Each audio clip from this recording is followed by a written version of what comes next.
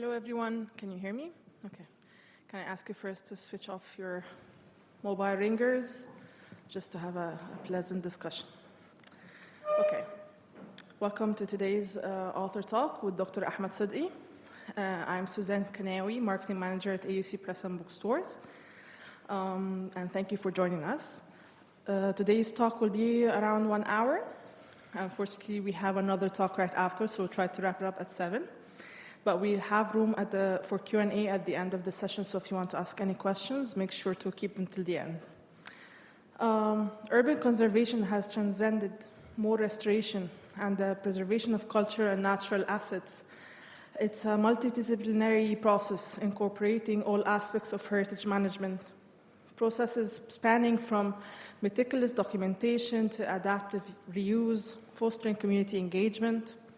And today in our talk, it's a very thought-provoking discussion led by Dr. Ahmed Sedky, as he introduces a comprehensive process that should be designed and implemented to achieve sustainable development, adhering to SDGs principles and the UN New Urban Agenda, shoulder to shoulder with the local community's interests and aspirations. Dr. Sedky will illuminate the progress made in Cairo and outline the forthcoming steps essential for further advancement.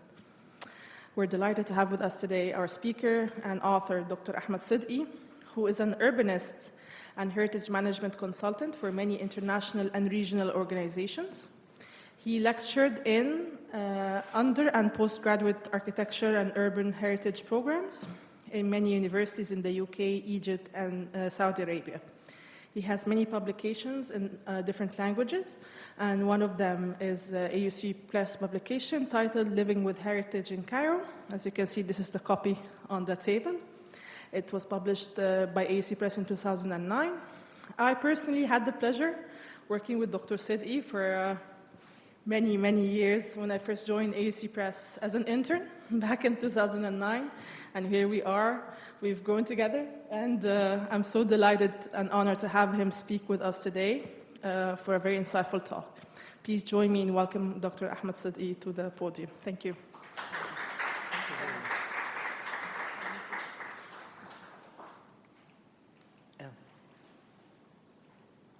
How can I get it operating? Okay, yes, here we are. Okay. First of all, I would like to thank you for being here, and it's really my pleasure after so many years. So the first thing to start with is actually, because what I really decided and what I dedicate my life, if I would say, is to coming out of the restoration gown into the more comprehensive approach for area conservation. Area conservation is exceeding the limits of being just limited to restoring a certain building. Heritage is a life by itself. It's an alternative way of planning, and it's city planning, urban management. All of these things are all working together in order to come out with something that is a more balanced environment or balanced urban environment of a special nature, heritage nature or historical nature. So that's why I would like to shed some light on the session. So first, the reason why they invited me here, that I'm very grateful to them, is the book, because I authored this book. I was honored to just have such an opportunity, and I would like to mention those who really supported me for that. I do remember the late Mr. Mark Lenz, who I told him, I'm afraid to publish this. If I'm going to speak about anything, I'm going to speak about how things should be done, how we can assess a certain historical area, each urban phenomenon that we deal with, and each project that we have to deal with, how we can just evaluate it if it is successful or else. And he said, Ahmed, we are not afraid, publish it. Because of so many things, because since 1980, we've been trying hard, and not much achievements as it was really, we were able to see up until the time that the book was issued in 2009. Of course, before that, by the beginning of this century, we started to see some projects and some achievements, etc. So we had to find some kind of real assessment, and that book was one among the earliest to come out with this. I'm also very indebted to Madame Nadia Naqib, whom I tortured with my awful English style because I don't know how to write in English properly, because as educated as a good architect, if I express myself right in writing, it means I'm a loser. I have to express myself in designs and strategy makings and technical reports. So Nadia was really, she advised me, don't write, don't come, don't approach us again. And I will never, Nadia, I promise you. I will go to some international publisher who is far much stronger than you, but I am here because of my very qualification and international standard, as you can see. So I'm going to speak about the book. So the book came with simple things because I like linear thinking. The problem.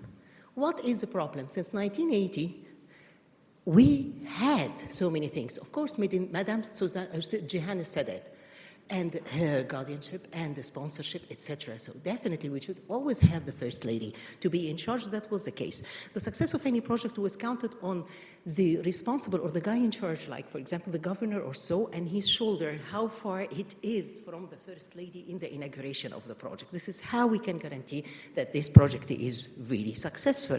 Actually, the lifespan of the success of the project is counted on the inauguration ceremonies that would last for 20 minutes or so, according to the schedule of the First Lady.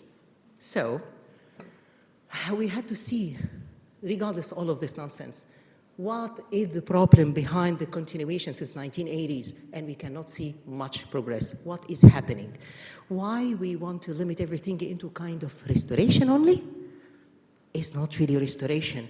Okay, if you're talking about like a complete al-Mu'izza, like this is our Royal Mile, so it's a group of restoration, it's beyond that, my dear. There are so many things behind that, and that's why there are some kind of a specialization. We call it heritage planner, as we can see.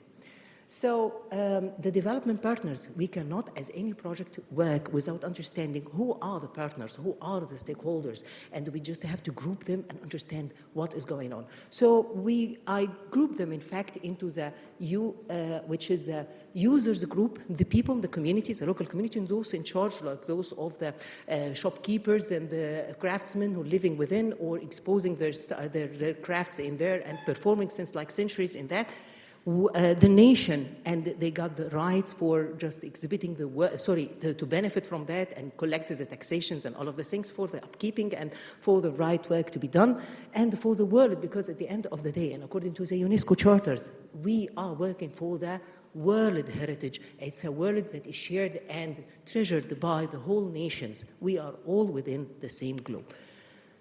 So to explain that, everybody got some kind of claims for any type of heritage. Like, for example, for the pyramids, we can't say that this is solely Egypt. In fact, this is a pure world heritage benefit. This is world domination. This is the world domination. Like, I do remember when Ibrahim Suleiman, the Minister of Housing, decided that I am going to stretch the Da'iri, the highway of the Da'iri, and oh my God, I've been astonished to discover that there is a plateau called the Pyramid Plateau. I'm going to dig my tunnel inside the plateau. So the UNESCO said, okay, do it, but we're going to delist the pyramids, the only surviving wonder of the ancient world. Loser. And that's why it is world, and Egypt had to comply. Nation, of course, this is not a monument, but it is something very valuable, something to treasure. This is a mausoleum of the unknown soldier by the victims of the war of 1973. Definitely, this is a nation, no neighborhoods there, nothing like that. This is purely a nation domination, and the big word would be decided by the nation, by the state only. But if you are a lane in a cul-de-sac of a lane of another lane, and for neighbors and people only living and surviving there, that they have sewage problem and they have pure urban problems. Who is going to decide that for them? They are going to have the big claim for whatever is going to happen there, whatever interventions that they are going to suggest in this area, simply because they are out of the theatrical thing that is called the heritage domain.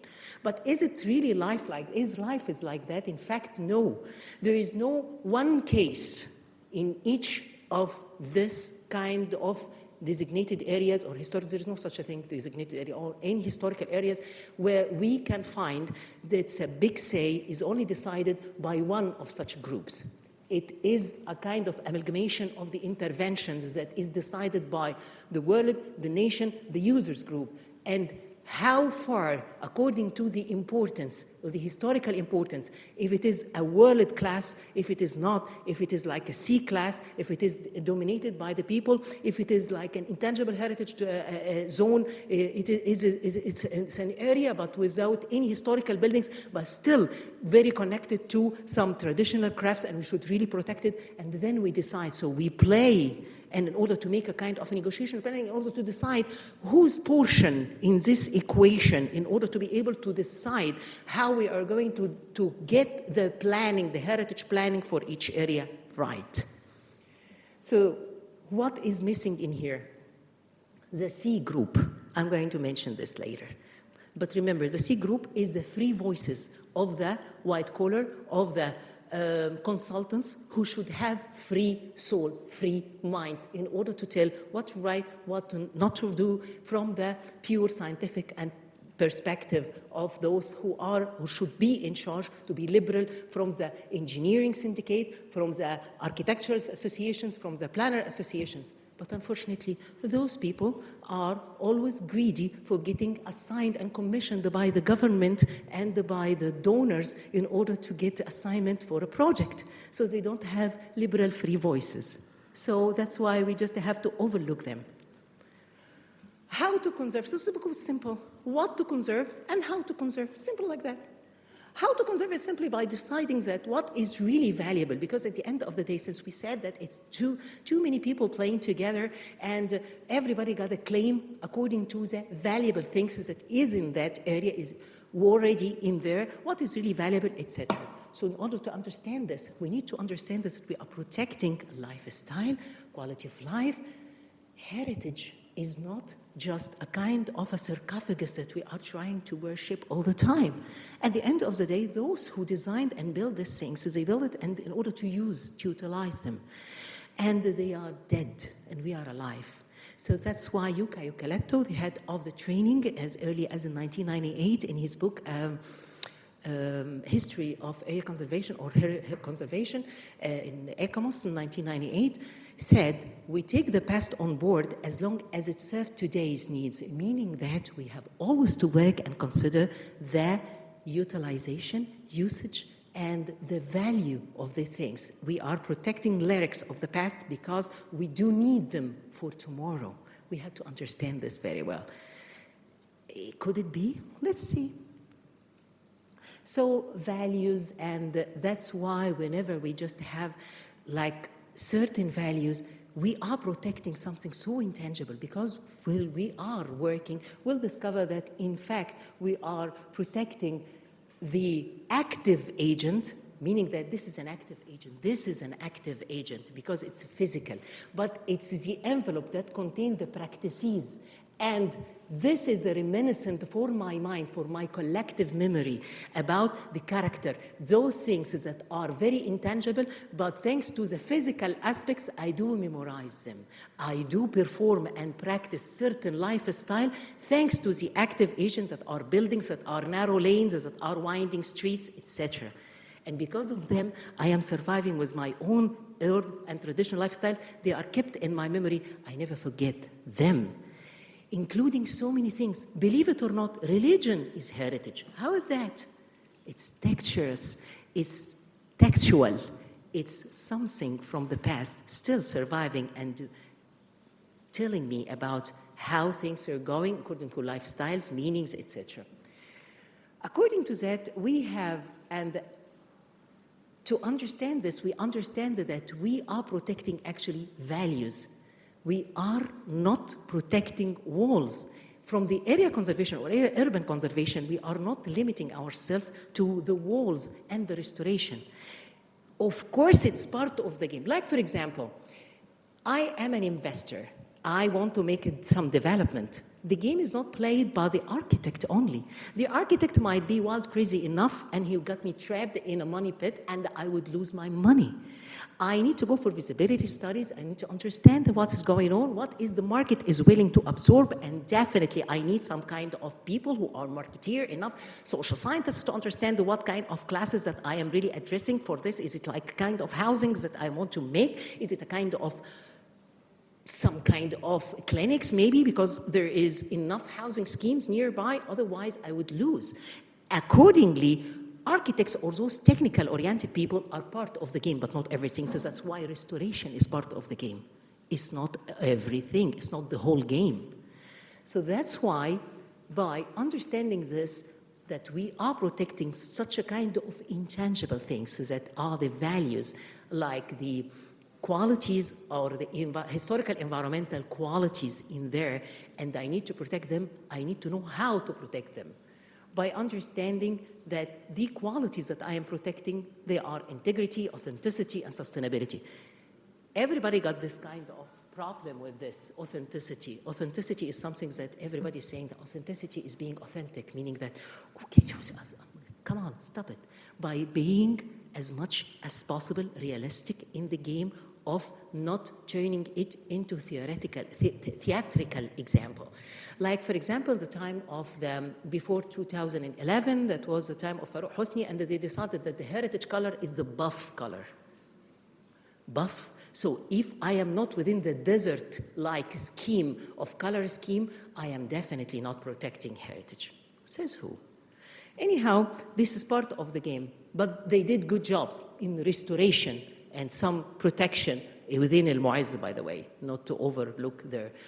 So we have the integrity, we have the authenticity, and we have the sustainability. These are the collective major environmental qualities within each heritage or historical area that we need to consider and we need to protect. How we do that? By definitely many aspects. So, for example, the integrity, like structure integrity, we understand that you just cannot have partial or part of a certain mosque and then partially demolished, and then you have it within an integral form. No, we need to complete that. We need to make it for usage, and we need to understand while we are completing it that we are not really compromising the historical interpretation of the site, because this is very dangerous. You have to know how to interpret the site.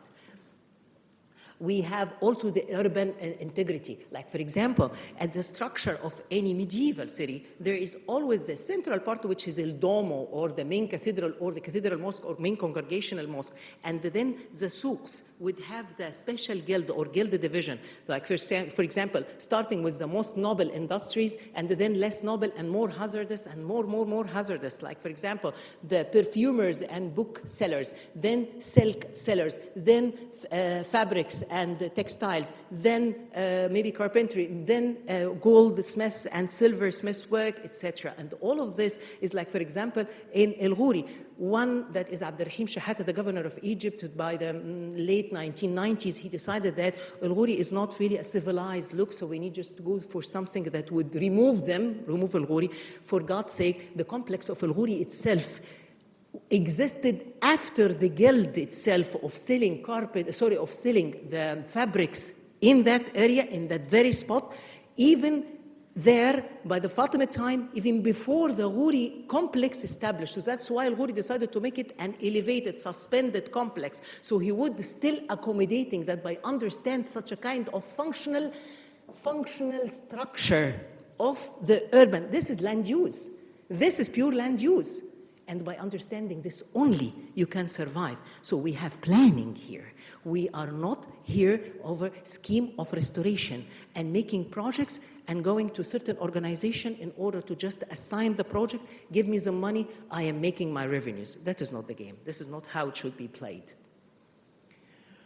Also, the structure integrity about the planning and the open space structure and design. We cannot go for medieval urban fabric to go for something that was decided to just remove the Ahmad Sharmi's building, which is the old administrative Azhar building, which was built in the late 30s. And by that time, they wanted to just make something like a huge piazza between Al-Azhar and the Hussein Mosque. That was ridiculous, because at the end of the day, we didn't know in the medieval urban fabric such a kind of vast space. At the end of the day, in urban or medieval urbanism in general, we always should have not to exceed 73 meters, otherwise we'll lose that visual connectivity. This is pure visualization, or this kind of connectivity or intimacy that characterize the urban fabric of the medieval and historical city. By doing that, you are killing or making a kind of author inside the urban fabric itself. Don't do that. So we just needed to understand this. We just needed to explain that. Like, for example, this kind of freestanding building sometimes by removing, that was good work done by the Nadim group, but removing the shops from here created for them some problems that in here there were some shops. They said that, okay, we believe that this should be protected. Then that was plain. Then they discovered by removing the shops that was here in the property of the Ministry of Awqaf that they created a kind of urban hazards because people started to come here and selling some petty goods, etc. That was not a good thing to do. So because they compromised something in the structure or understanding. They are best restorers, but in area conservation, there were so many questions about that. Visual integrity, like for example, it's not really authentic to just have something like in ruin and then you just add a kind of a dome or to complete the structure like what happened here. But when you understand that that was the Palace of Justice, Qasr al-Adl, on the mountain of Amman, Philadelphia, so, in fact, by doing that, and it was a Spanish restorer, he started to regain the mountain again with its different layers of time and to put it on the map for the visiting spots for different tourists and enriches a program of visits within a very supplementary country of tourism, which is Jordan, supplementary to Israel or to Egypt, by adding extra and extra increase the tourist visiting hours to Amman and to many other cities this way. And it was a very successful one. And by the site interpretation, he was able to protect and to help me to define what is new and what is not in order to understand the technical aspects of how we can play it properly to be authentic, and your interventions should be really marked as authentic ones. Like, for example, when we speak about this overly done Khan al-Hiraf in Aleppo, as compared to such a kind of Khan al-Halaqin or this kind of goldsmiths in Tripoli, in old Tripoli, which is Mamluk city, in fact, and how responsive it is by the money of the German, and they done it. Here, you come, because the success of any urban area is by being popular, by being visited, by being utilized. This, I know that it's like a vessel with blood, unlike the less blood vessels like this. So I know that this is not as successful as you might find it in here. This is non-authentic, this is authentic. And authenticity is also by respecting the heritage, but when you add something, you have to understand that whatever we contribute today is heritage for tomorrow, because my architecture today is the heritage for the coming generation. So you don't have to look old to fit. Otherwise, in fact, you are making it, faking it.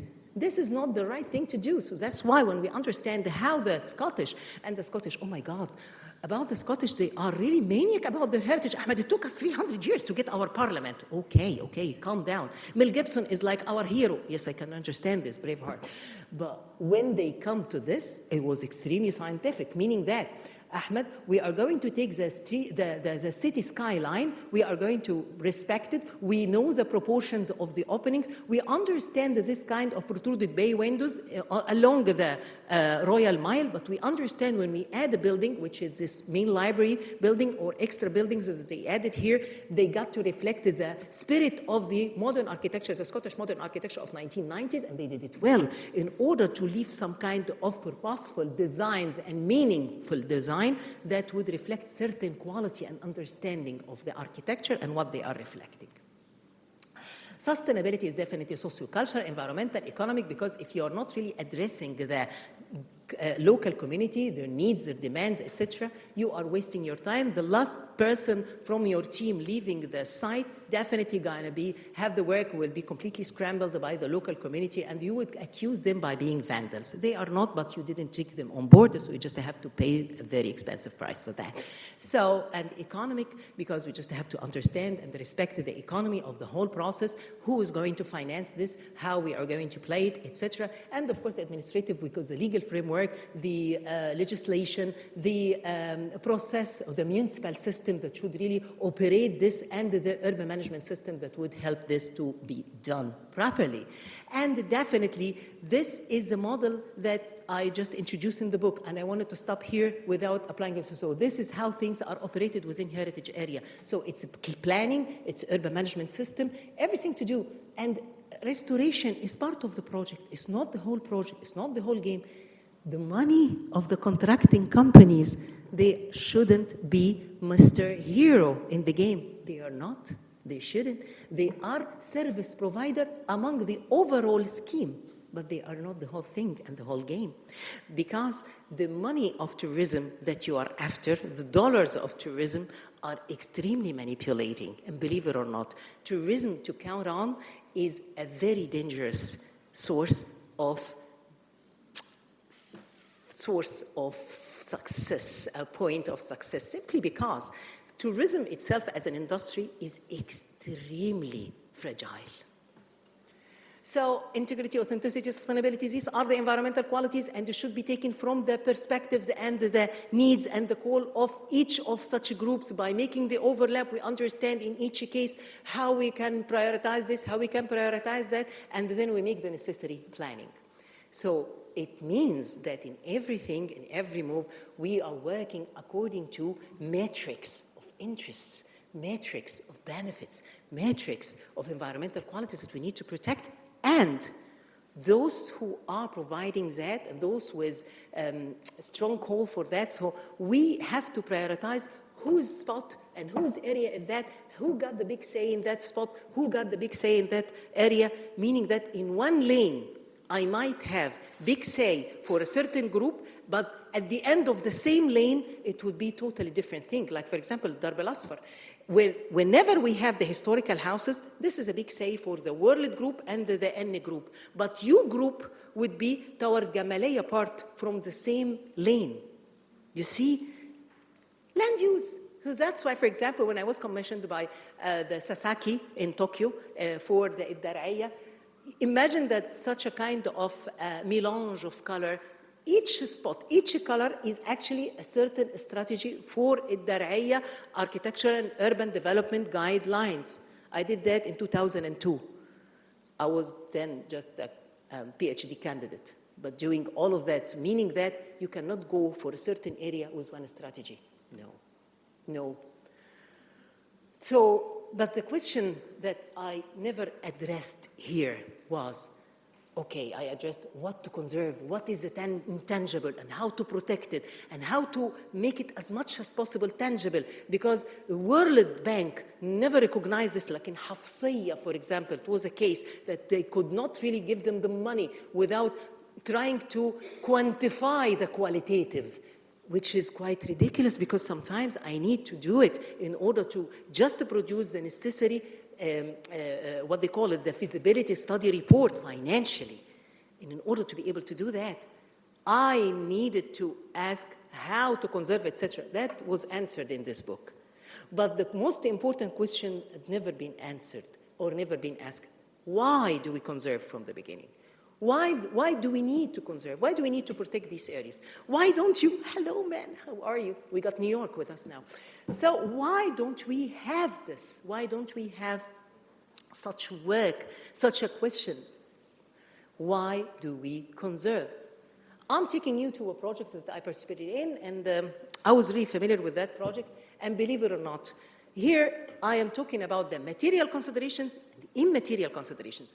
Here it's UAE. Don't tell me that those people got fantastic heritage, etc. I know, don't start. However, they play it right. Like as if I am serving you a falafel, but I am giving you the proper cutlery and utensils. And I know with great etiquette how to eat it. They do it this way.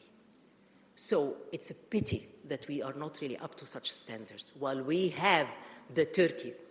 Okay, so in order to be able to understand the game, it was there where, like for example, an area called Al-Anqa. That is where the Battle of Al-Anqa happened that was responsible for the unification of UAE. In that case, it's a social, cultural, and national identity, magnified.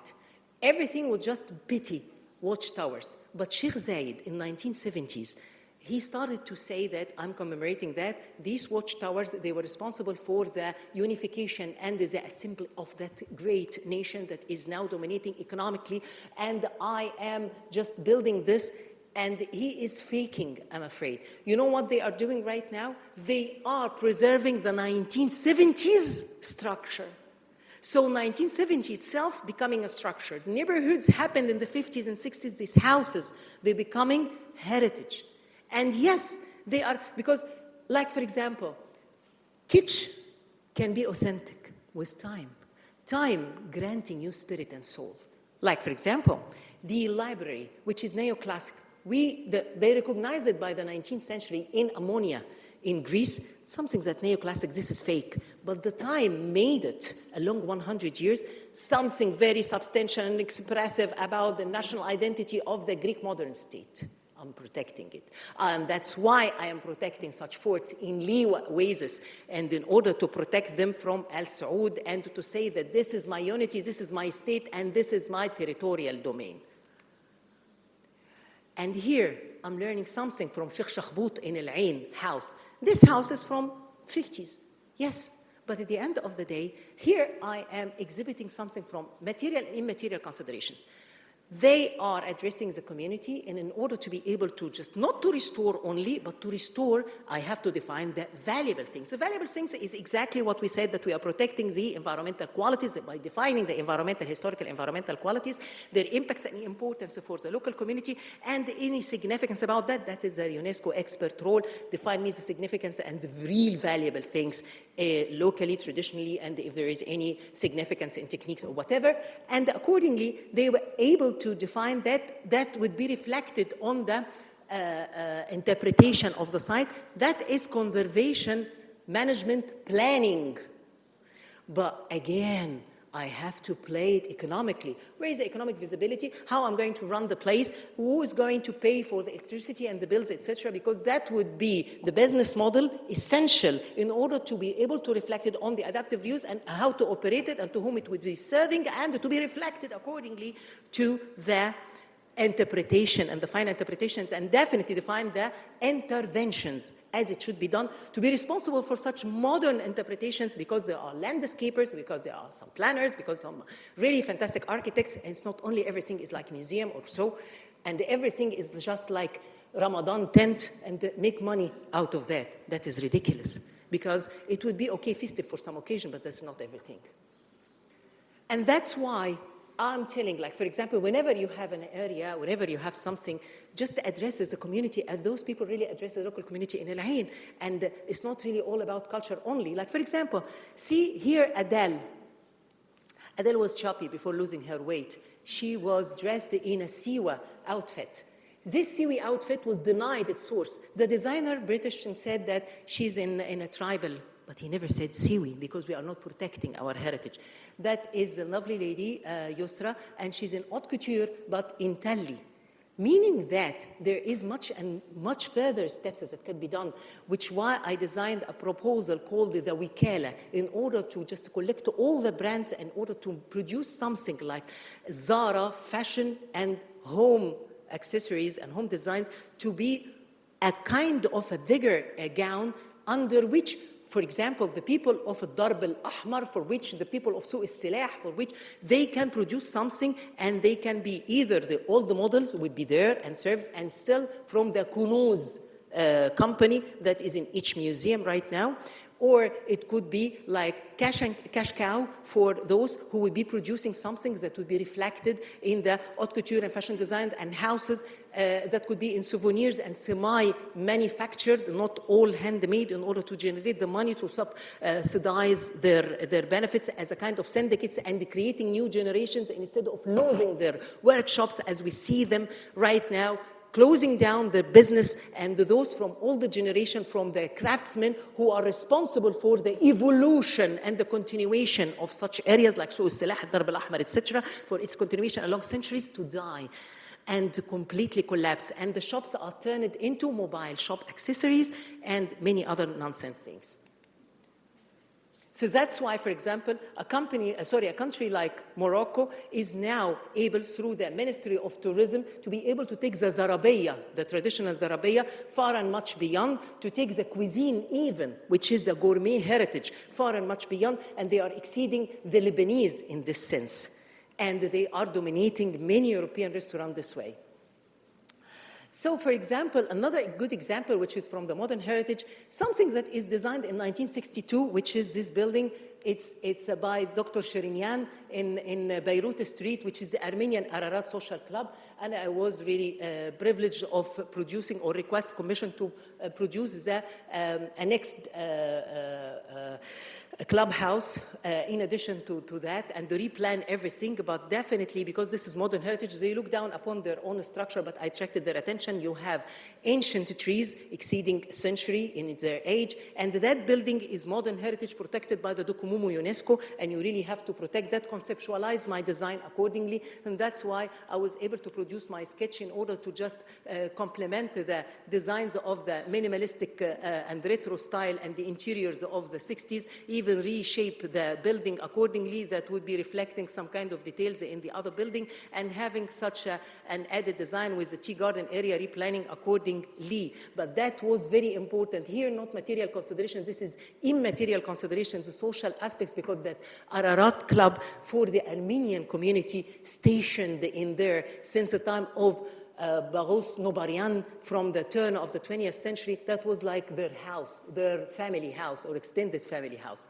Another thing, which is the material considerations, in fact, and we have to respect that to see how we are adding layers of importance, that was a very important upkeeping or the restoration of the houses and the mud architecture in El Qasr area, and the mud architecture common in Siwa and many other places in the Western Desert. And we had to see how people are really reluctant to continue in there because they look down upon because of the social standards. If you live in such mud houses, you're not from a well standard and you really need to leave. And they take the hazards of living in reinforced concrete building like cages, where the temperature in there is reaching to 60 Celsius. Like a furnace inside during the summertime, which is quite ridiculous. By some kind of support of some research, by playing with this, it's simply because this kind of less defined curvilinear and not sharp edging in interior of such houses, they felt that these houses are not really reflecting some kind of a more up to the standards needed. Imagine that you could take the houses into the sharp edging and this kind of a stylish finishing by playing with the components of the brick, of the mud brick itself, in order that with some lab support system. Here I am taking you to another dimension, which was an EU-funded project, and it was actually targeting the clean energy, but in the Barra al-Gharbi, in the western bank of Luxor, while most of the transportation there is going to Habu temple, and then khalas, nobody is going to use anything. The Saidi or the Upper Egyptians are reluctant to use any public transportation in that area. And of course, by unplanned or by the irresponsible decision of stretching the bridge there, that was responsible for a kind of uncontrolled influx of urban and agricultural development that started to some kind of water table to affect the temples, because people started to abuse the corniche, and this is like a chain problem really occurred. And those well-off people from like big consultants, big generals, etc., they are building along the waterfront. So agriculture area, that the main character of the West Bank, is really completely ruined, and they had to go for the agricultural area to be as much as close to the temples, and then would affect them. The goose that is laying the golden egg, which is responsible for 70% of the economy. All of this is by unstudied decision, planning decision, affecting everything. So this kind of, by kind of interventions, small interventions, like for example, the microbus that is already accepted by the people, turning them into gas, and the stretch in return of making this, I am minimizing the carbon emissions. This way, you would be going to Basil and Habu, and not only to the Memnon Colossal. By this way, people are not using the motorcycles and their vehicles, and the transportation would be provided for them peacefully, and they could enjoy that. How far are we from that now? I see, for example, this Wakalat Qaidbay beside Bab al-Nasr, and this is by, I think, the Al-Mukhabarat, the secret police or the intelligence, and they are doing a great job. In fact, it was almost ruined, and according to the Cahier de Comité de Conservation, there was only the gate, and they did great, fantastic job. But they proceeded and they continued up there. And I think that what is really missing in here is to characterize their additions in a way that would be quite apparent for everybody that this is some kind of addition of the 2020s. Here is another game, which is another company, which is the only God knows. I don't remember the name of the company, but it is also owned by Al-Mukhabarat, and but they did the good restoration. They did good restoration. But again, everything is to generate the money. But the problem is that we are working according to the success story, or the measurements, or the balance of success is monetary only. This is dangerous. It is successful in such cases. Okay, it passes because fantastic Ramadan nights, and they are not affecting the main asset because they are working everything in the garden. It's okay. But again, what is happening here was a massacre, because here material considerations and immaterial considerations are severely impacted. Like, for example, look at this. This is extremely important. This is the house of Al-Kiswa. This is where the parade of the cover or the class of the Kaaba came out of that building. And I know that maybe some of their excellencies from Saudi Arabia would like to tear this down. But if we do it, we are defacing some great part of our modern history. That is wrong. That is not the right thing to do. Also, in Al-Hattaba area, it's the house of great craftsmen, like those who would do the inlays, those who would do this work, and they are doing it properly and right, and they are giving the actual spirit for the area. But in fact, if you are not really protecting that, also the spiritual meanings that is connected, that you are completely neglecting and removing. That was the second baqiyah, like Bahnasa. So there are some spiritual quality. You didn't look over there. You completely erasing that. And by history, I can prove that that is a kind of governmental violation. Again, another international intervention. That was a governmental one. But here is an international success story that is by Agnieszka Dobrowolska, and I think she's one of the speakers, and she did something good. She worked it very well. She interpreted the area, meaning that appropriated the area, presented well on an urban scale. She worked with the craftsmen there. She's inviting some people. She's creating brands. She's inviting the community and reviving, even if they do not have the skills. They are working with the skills needed in order to be created to contribute for an active, vibrant community. Look at the IMCT USAID money. And Jeff, I don't know where he is, but Jeff, which is Gulshani, Khanqa al-Gulshani, and he got some lantern makers, lanterns makers, the Ramadan lanterns makers, but they die for the whole year.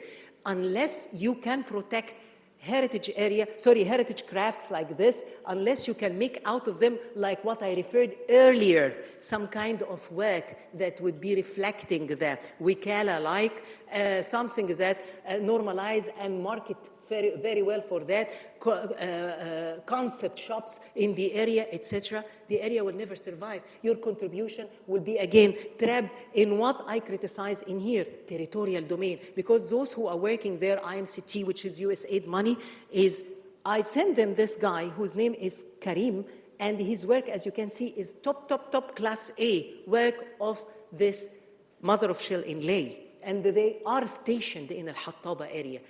Nobody really cared about him. And at the end of the day, they are making branding, blah, blah, blah, blah, because their main focal point, national focal point, is Ministry of Tourism. Again. So, again, we would have territorial domain, like I'm Ministry of Tourism. That is my area. Don't ever approach. Okay. And this is my...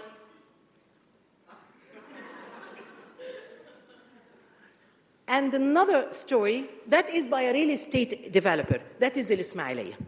So far, so good. The guy is a real estate agent. At the end of the day, he needs the money.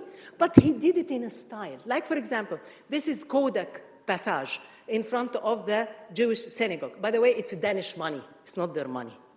But they did it well. Radio, they did it well. But the use behind the cinema radio, behind radio, is not their money. It's the active the usage of the local community by young Egyptians who were able to make the benefit or harvest the fruit of how the area is getting popular, and by one major game in order to operate it well, which is the area festival, urban festivals, because vibrancy is only guaranteeing the influx of blood that is people within the streets. Mugawra, they did it well, but at the end of the day, Mugawra did it as activities, etc. But where is the local community? There is a debate about that. And here is a fantastic work of somebody who put his life saving in a house in Suq al-Silah, that is Ala Habashi. But he's an individual. He managed to secure the finance from the Japanese, but it's an individual. And he did it well by addressing the, I have green consumption of energy, so he's adding the energy consumption. Because whatever use, you know that when you are producing some kind of passive architectural buildings like this, you are LEED certified simply because the consumption of air conditioning, electricity, etc. will be less. So definitely you are contributing to, by revamping, by refurbishing existing building, you are saving 35% of the cost of any project simply because the skeleton is there, and you're sparing me producing cement, etc. that would contribute to the, and this is green economy. France, Germany, etc. Most of this kind of industrial countries, they are willing to pay me for that. That is green economy. Needless to speak about the recycled economy, because it is there, but you're not addressing that. This guy is clever because he took this as a kind of a Rumi style building by the sons of Muhammad Ali, but he discovered the Ottoman architecture and of the previous that previously existed, and see how genius he is in interpreting his site in the way of restoration. And he's turning it together with his wife into real community center. But where is those contractors, local contractors who might be investing, and you can go and purchase, you might have your own townhouse in Zaid, but why don't you have your little project or little studio in Suq al-Silah? Something that I might find it in Suira or other things. I need to see such economy. Where is that happening? Simply because we cannot easily do it, because so many things. Because, for example, we don't have the UNESCO, and the lovely lady, the Japanese doctor there, she said that I have a meeting last September in Saudi Arabia, and I don't know what to tell them. And because she did great work, they did great work in 2013 in Al-Hattaba area, but they ended up to failure. Why? There is no designation until today. There is no area designation. There is no, you cannot, this is ABC of urban management and planning. For any heritage sites, you have designation, you have control, and then you apply. That was not allowed. Why? Slack regulations, so I can do whatever I want, whenever I want. Okay. And users are not only the vandals. People are not always the vandals. Professionals, they can be vandals by prioritizing what is not theirs and overlooking the psychological, social, cultural.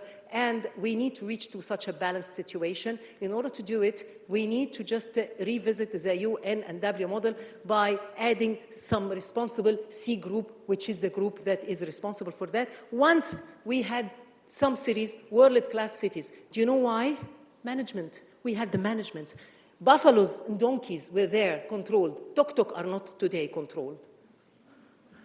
I would like to thank you, but definitely I need you to see what we can do, how things are going to be done. For me, I can say it's a concluding remark, which is we are lacking the legal, until today, since the time I issued this book was issued, the legal designation, etc., is not there. Management and the municipal system, because we have localities. There is a big difference between localities and municipality. Municipality is elected mayor, people would get some say, etc. Localities is something else because it is imposed kind of management and definitely is not really prioritizing what would be concerned about the community. And because we don't have the fourth body, which is the consultants and those who are neutral and prioritizing the actual benefits of the country, and the heritage is not there, so they can do whatever they want and prioritize according to their own agenda.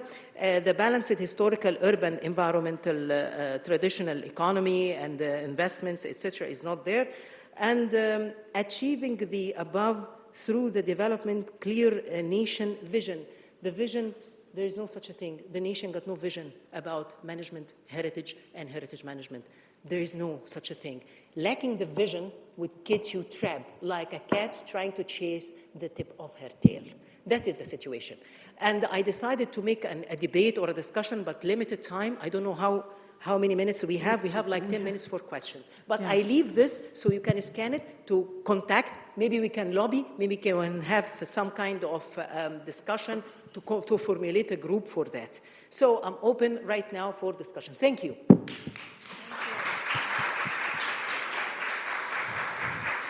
Dr. Sedky, there is one question here. Thank you, Doctor, for the fabulous lucidity. Perhaps we can say it's a matter of managing the intellectual ruin, but it depends on how you define the intellectual ruin. Then I have an irrelevant question. Since I know you are the leading expert on this neighborhood, I would like to know who added this hall where we are, and some unknowable history about this place in a nutshell. Thank you. I'm not going to answer this. Thanks to Dr. Hind Asad Nadim. She wrote a thesis. Please consult the thesis. It's an MA thesis. Right now, the discussion or questions shall be on the management and the heritage management, etc. Thank you. Any other questions? Sorry. Thank you, Dr. Ahmed, for the book first and for the presentation. Thank you very much. Please thank Nadia. She created out of my scratches Thank you, Nadia, some book. for Thank you. contribution. Okay, as we are academic, we know very well that theories and procedures are written by professionals, and it stays between two covers all the time, and then usually it deals with a problem with some kind of international vision, and sometimes give examples about the I'm very careful in saying that developing countries or the countries with problems in general, most of our problems that we're facing in Egypt it relates to the 3 C's, as I call it. It's collective cultural perception of the situation for heritage in general. Then the hard question, do you think we have any chance in Egypt in the near future regarding what's happening in developing, and the hands are playing with the premises of the medieval cities and the areas that is listed in the World Heritage? Well, just a shortcut answer. No, not with the current political system. Please, here. I think that would be, you are the one who decides the time. So there is a question we can there. take a question or two. Yeah. Oh, thank you. It was very interesting talk. Thank you. My question is,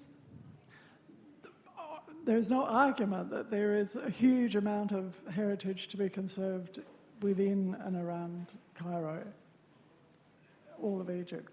But as a newcomer to the area, I've developed an interest and found the original elevated villages that now stick out. If you look on a map, you can still see them there, and there doesn't seem to be anything happening or any interest happening within those. I wonder if you know if there is.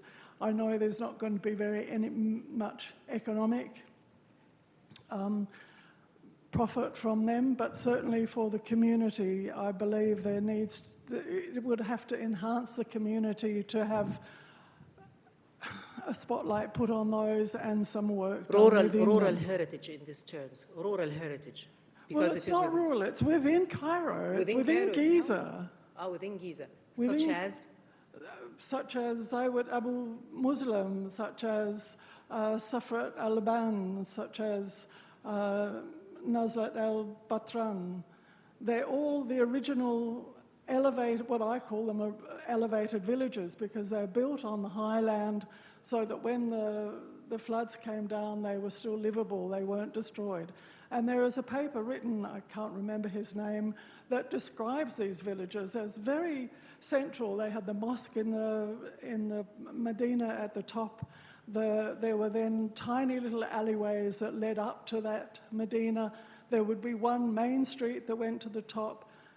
Around the surface of the ring road, there would be the artisans, the market, the government villages, and often, I don't know what the proper term is, but a celebration, it seems to be a celebration hall.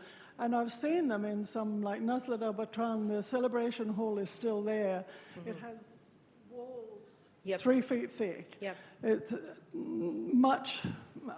most of the other buildings have now been destroyed. There's still 1 or 2 of the originals left. But unless they are located within the main, what they call it, the tourist, or this kind of tourist dollars visits or maps, they are not within the priority agenda of the government. So yes. That's why you won't find, and things like this or spots like this, they are not really taken into considerations unless there is some kind of a private or individual entity that is taking in their custody the protection or safeguarding. Like, for example, the story of success of Ramses Wisawasif, that was a great thing. Though he didn't work with already existing crafts, he generated it, but in order to just shed light on how things are done.